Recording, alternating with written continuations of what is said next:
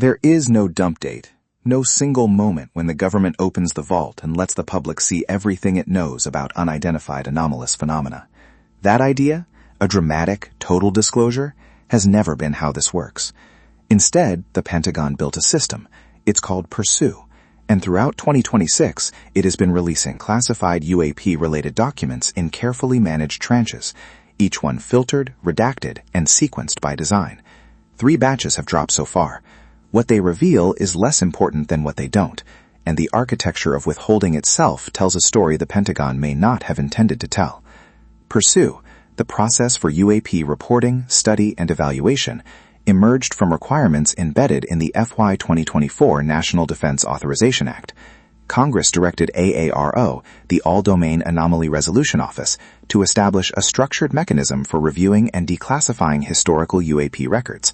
The system was formally announced in late 2025 and operationalized in early 2026. It functions as a rolling declassification pipeline.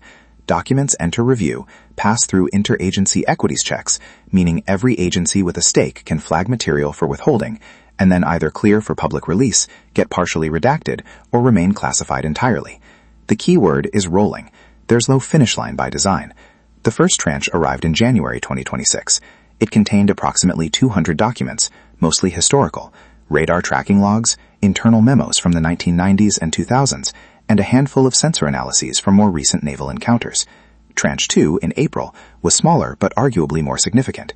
It included fragments of program-level documentation referencing special access programs by name, though the program descriptions themselves were almost entirely redacted. Tranche 3, released in July 2026, focused on AARO's own internal assessments, case disposition summaries showing how the office categorized and closed UAP reports.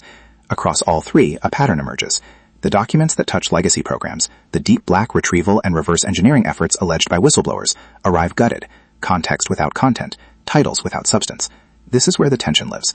The FY 2024 NDAA, Section 1841, didn't just ask for declassification. It demanded that AARO collect and preserve all federal records related to UAP, including records from legacy programs predating AARO's existence. Senators Gillibrand and Rounds, along with Representatives Perchette and Luna, have repeatedly pressed for access to what they describe as compartmented programs that even senior Oversight Committee members have been denied entry to. In a June 2026 Senate Armed Services Subcommittee hearing, Gillibrand stated plainly, "We cannot conduct oversight of programs we are not read into." The PURSUE process is only as meaningful as the material it's permitted to touch. That's the core problem. PURSUE reviews what's submitted to it. If legacy program managers never submit their records, the system processes an empty pipeline. AARO, under Director John Kozlowski, who succeeded Sean Kirkpatrick in 2024, has maintained a consistent public position. No verifiable evidence has been found linking UAP to extraterrestrial or non-human intelligence. This echoes the conclusion of AARO's 2-volume historical review, the second volume of which was released in early 2025. That review examined decades of U.S. government UAP-related activities and concluded that most sightings were attributable to misidentification, classified programs, or sensor artifacts. Critics, including former intelligence officer David Grush, whose 2023 whistleblower complaint alleged the existence of crashed craft retrieval programs, argue that AARO's review was structurally prevented from reaching any other conclusion. Grush told Congress in July 2023, "I was informed, in the course of my official duties, of a multi-decade UAP crash retrieval and reverse engineering program. AARO's review found, quote, no empirical evidence supporting those claims. Understanding why there's no single disclosure date requires understanding classification architecture. Standard classified documents follow established declassification timelines, typically 25 years under Executive Order 13526, but special access programs operate under different rules. Waived SAPs, programs so sensitive that their existence is hidden from standard congressional notification, sit entirely outside normal oversight. If UAP-related legacy programs exist at the waived SAP level, as multiple whistleblowers have alleged, then PURSUE literally cannot process them. The system was built to handle documents within its jurisdictional reach. It was not built to breach compartmentalization walls. This isn't a flaw. It may be the point.